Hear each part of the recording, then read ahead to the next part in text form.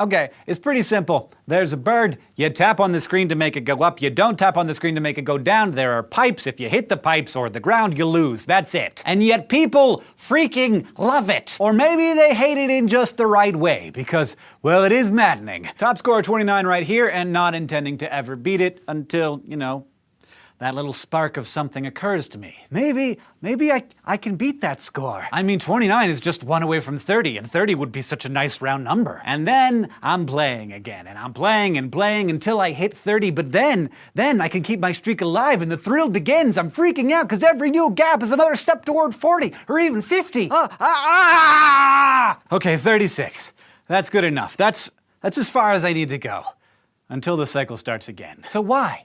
Why do I keep doing this? Why do millions of people keep doing this? Why are our brains so dumb? It's actually fairly well studied, not with Flappy Bird specifically, but with gaming and, more importantly, with gambling. This turns out to be similar, though of course not as worrying as gambling addictions. Our brains and bodies are designed for achievement. What that achievement is defined as is partially innate, like finding a suitable mate, and partially cultural, like getting a great job or scoring touchdowns in football. Whatever those achievements are, our brains crave them, and when we achieve, our brains release chemicals that make us feel good, particularly dopamine. We sometimes talk about dopamine like it's just the chemical that makes us feel good, but it is oh so much more than that. Feeling better when you achieve is nice and all, but what your brain really wants is to find the pattern that leads to the eventual achievement. So if you ascribe value to doing well in Flappy Bird, which of course is what games are designed to make you do, and then you do well, then you get that feeling of achievement, that pulse of dopamine. But your brain is also recording the actions that led up to that feeling, and it thinks,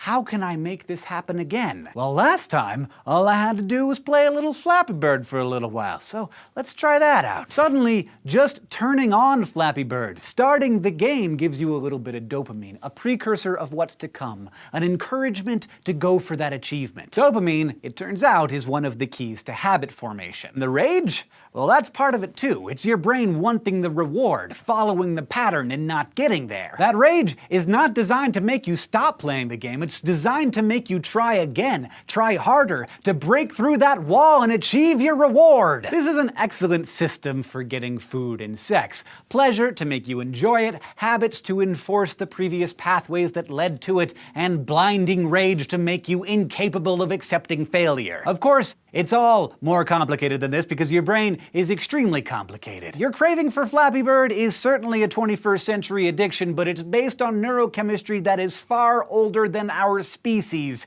and that's pretty freaking weird. Thanks for watching this episode of SciShow, and thanks especially to all of our subbable subscribers. If you have any questions or ideas for us, we're in the comments and on Facebook and Twitter. And if you want to keep getting smarter with us, you can go to youtube.com/SciShow and subscribe.